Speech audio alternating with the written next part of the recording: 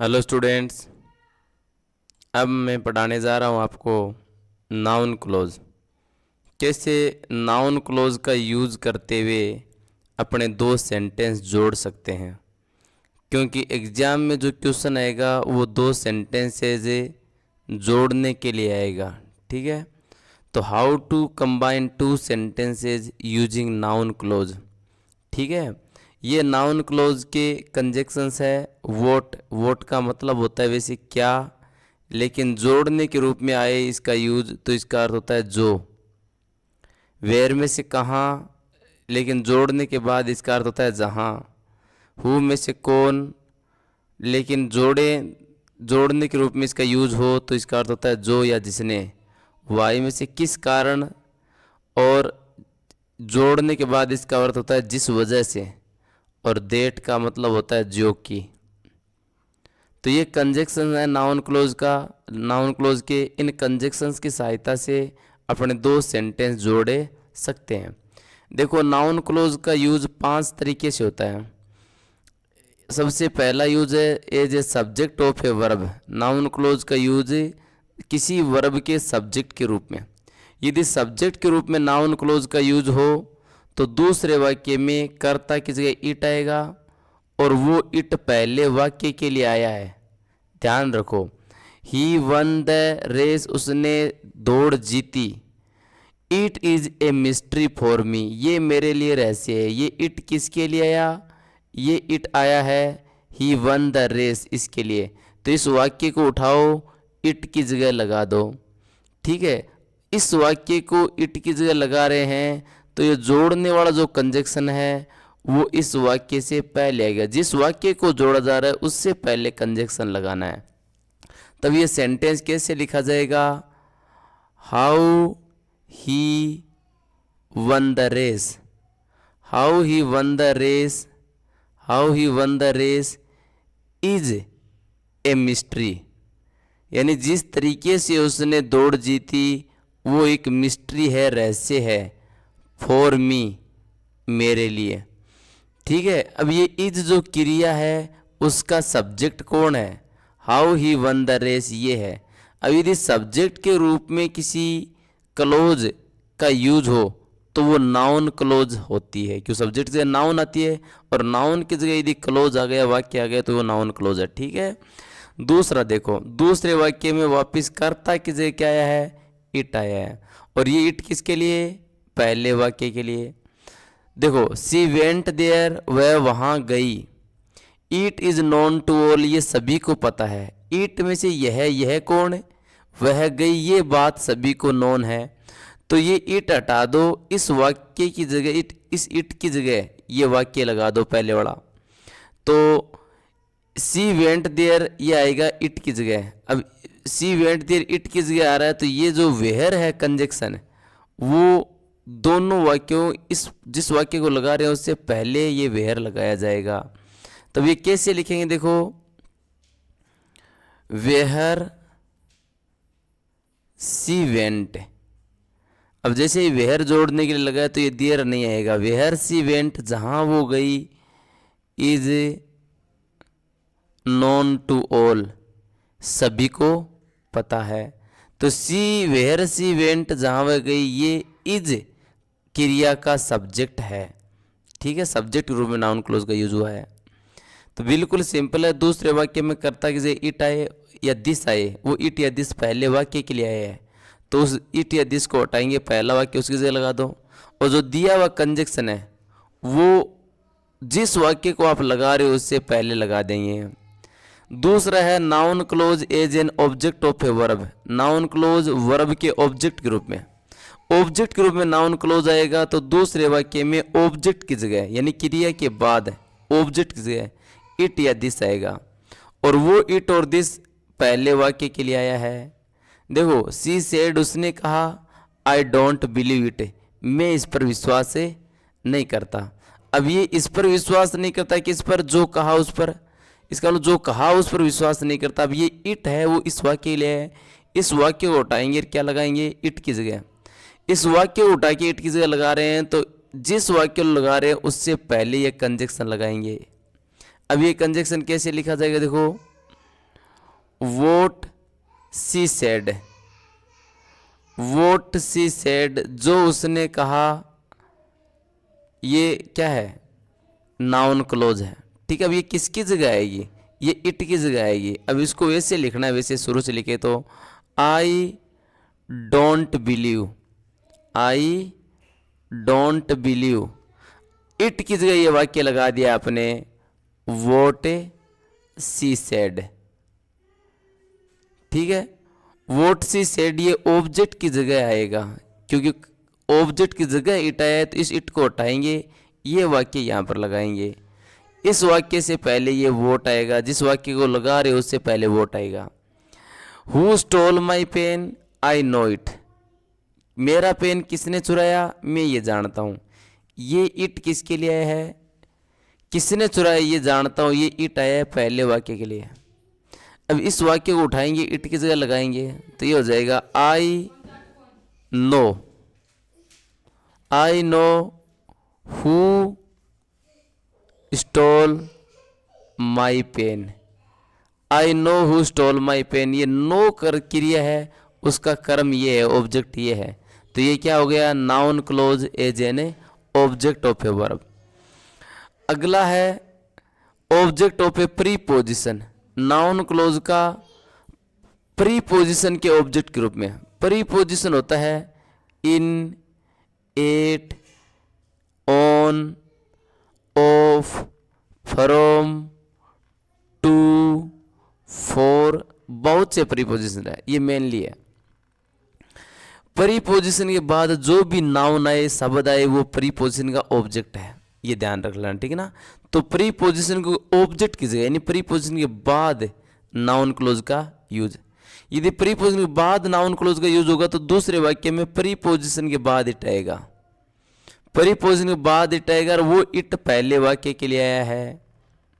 ठीक है, जैसे ही pointed out in the meeting, उसने मीटिंग में पॉइंट आउट किया, बताया, पॉइंट आउट से उल्लेख किया, बताया। Please pay attention to it, कृपया इस पर ध्यान दो, इस पर, किस पर, जो पॉइंट आउट किया उस पर ध्यान दो। अब ये इट है, इस वाक्य के लिए पहले वाक्य के लिए, तो इस इट को उठाएंगे, इस वाक्य को उठाएंगे, इट की जगह लगाएंगे, तो ये क्या हो जाएगा, देखो, प्लीज पे अटेंशन।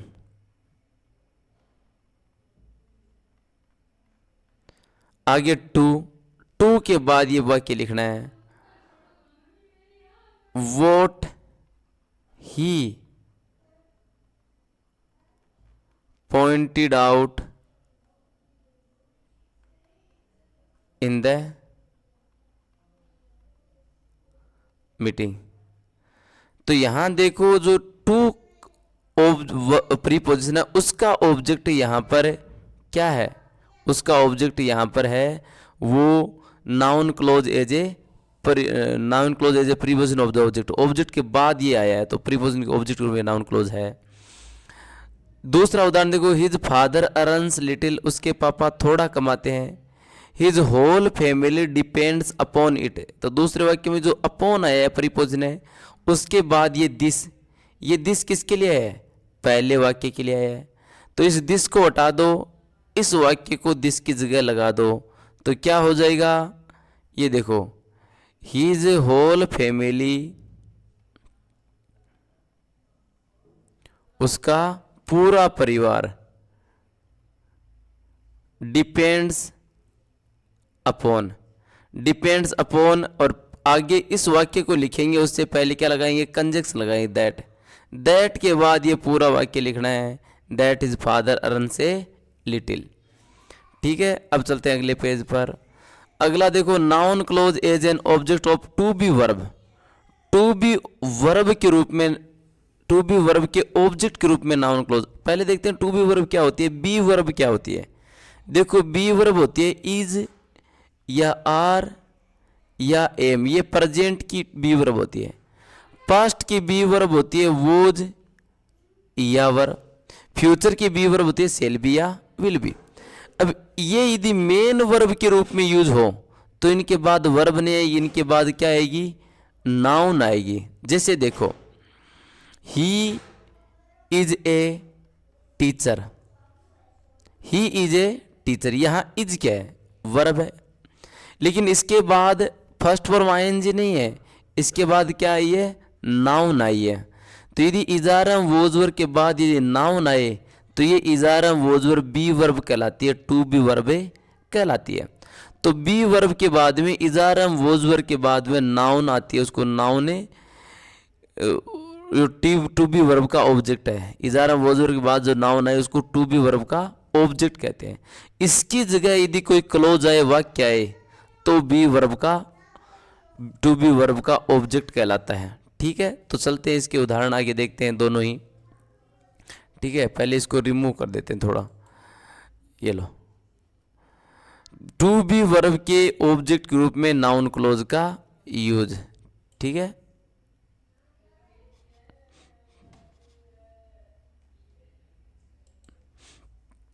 देखो उदाहरण के लिए दूसरे वाक्य में टू बी वर्ब के बाद यानी इजारम वोजर के बाद दिस और देट आएगा। तो ये तो दूसरे वाक्य में इज के बाद, इज बी वर्ब है, इसके बाद क्या आया है, दिस। और ये दिस पहले वाक्य के लिए आया है, तो पहला वाक्य उठाएंगे और किसकी जगह लगाएंगे, दिस लगाएंगे, दिस की जगह लगाएंगे। और ये जो कंजक्शन है वो जिस वाक्य को उठा के लगा रहे हो उससे पहले लगेगा। ये वाक्य यहाँ लगा रहे हो दिस की जगह, तो इस वाक्य से पहले ये देट आएगा। अब देखो कैसे लिखेंगे, हीज एम्बिशन, उसकी महत्वाकांक्षा, इज है, डेट, डेट लगा दिया, फिर ये लिखेंगे he will top the class, कि वह क्लास को टॉप करे, ये उसकी महत्वाकांक्षा है। तो ये इज जो वर्ब है, बी वर्ब है, उसका ऑब्जेक्ट ये नाउन क्लोज है। ठीक है, दूसरा वाक्य देखो, the king would win the battle, राजा लड़ाई को जीतेगा, हिज सक्सेस वॉज दिस, ये उसकी सफलता थी। राजा लड़ाई को जीतेगा, ये उसकी सफलता थी। ये हिज है वो किसके लिए है, किंग के लिए है, किंग की सफलता थी ये लड़ाई जीतना। अब ये जो दिस है वो दिस है इस पूरे वाक्य के लिए है, हिज तो इस किंग के लिए है खाली, लेकिन ये दिस है वो पूरे वाक्य के लिए है। तो दूसरे वाक्य में जो वॉज है, बी वर्ब है, उसका ऑब्जेक्ट दिस है और दिस पहले वाक्य के लिए है। तो इस दिस को हटा दो, पूरा वाक्य दिस की जगह लगाना है। अब इसको ऐसे लिखना है, हिज सक्सेस, हिज सक्सेस यानी द किंग्स सक्सेस। हम सबसे पहले किंग्स सक्सेस लिखेंगे, सही रहेगा, लेकिन ये लिख दिया है, हिज सक्सेस वॉज, उसकी सफलता थी, that the king would win the battle, राजा लड़ाई जीते, ये उसकी सक्सेस थी, सफलता थी। तो देखो यहाँ जो वोज बी वर्ब है उसका ऑब्जेक्ट ये है। तो बिल्कुल सिंपल है, बी वर्ब के बाद इजारम वोज वर्ब के बाद दिस आए और दिस पहले वाक्य के लिए आए, तो पहला वाक्य उठाओगे और दिस की जगह लगा दो और उससे पहले आवश्यक कंजक्शन लगा दो। ओके, आगे है पांचवा, नाउन क्लोज का नाउन अपोजिशन के रूप में यूज। तो नाउन क्लोज का नाउन अपोजिशन के रूप में यूज कैसे होता है, देखो नाउन क्लोज का यूज नाउन अपोजिशन के रूप में, नाउन अपोजिशन होता है क्या, देखो मैं बता रहा हूँ। जैसे आपने कोई नाम लिख दिया सुरेश, सुरेश नाउन है। अब सुरेश कौन है, इसकी पहचान के लिए कोमा लगा जो भी लिखे, सुरेश ए स्टूडेंट, सुरेश एक स्टूडेंट है, इज रीडिंग नाउ, अब पढ़ रहा है। अब यहाँ सुरेश की पहचान के लिए क्या लगाया है, स्टूडेंट लगाया है। तो ये सुरेश का नाउन अपोजिशन है। किसी भी नाउन, किसी भी संज्ञा की पहचान के लिए जो शब्द लगाए वो नाउन अपोजिशन होता है।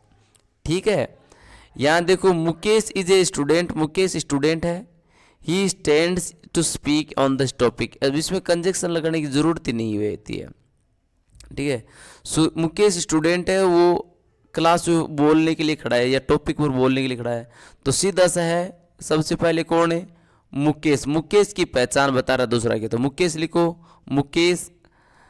आगे सीधा लिखना है उसकी पहचान, stands, sorry, Mukesh stands to speak, Mukesh बोलने के लिए खड़ा है, ऑन दिस टॉपिक, इसे टॉपिक पर, कोमा लिखना है, इज ए स्टूडेंट। अब बिल्कुल सिंपल है कि मुकेश कौन है, जो इस टॉपिक पर बोलने खड़ा है वो मुकेश स्टूडेंट है। तो किसी भी नाउन की पहचान बताने के लिए आगे जो क्लोज आए वो नाउन क्लोज होती है। जैसे इसमें देखो दूसरे वाक्य में, Raju was my friend he visited me last week.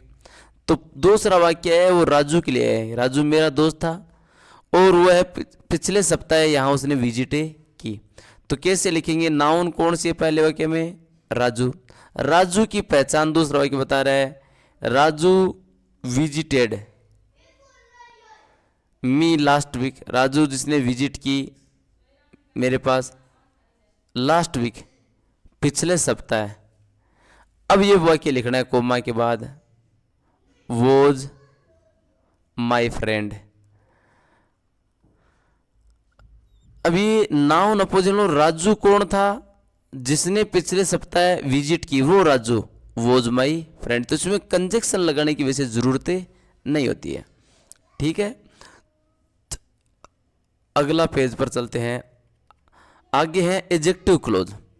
Adjective close का यूज करते हुए दो सेंटेंस कैसे जोड़ते हैं। देखो नाउन क्लोज होती है वो नाउन की जगह होती है, वो सब्जेक्ट की जगह, ऑब्जेक्ट की जगह, प्रीपोजिशन के बाद, बी वर्ब के बाद, या नाउन अपोजिशन के रूप में नाउन क्लोज होता है। एडजेक्टिव क्लोज होती है जो किसी एडजेक्टिव की विशेषता बताने के लिए जो होती है, किसी नाउन की विशेषता बताने के लिए आती है। तो देखो subordinate adjective clause is that clause which qualifies defines a noun और pronoun used in the main close.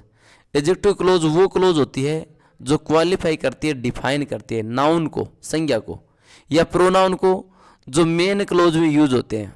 Main close जो नाउन या प्रोनाउन यूज होते हैं उनको डिफाइन करने के लिए जो क्लोज यूज होती है वो एडजेक्टिव क्लोज होती है। ठीक है, अब देखो इसके कनेक्टिव्स कौन कौन से होते हैं, क्योंकि एग्जाम में क्वेश्चन आते हैं वो जोड़ने के लिए आते हैं, दो वाक्यों को एडजेक्टिव क्लोज से जोड़ना। तो जोड़ने के लिए, इस एडजेक्टिव क्लोज को जोड़ने के लिए जो कंजक्शन है वो है हु का मतलब कौन होता है, लेकिन जोड़ने के बाद इसका अर्थ होता है जो या जिसने।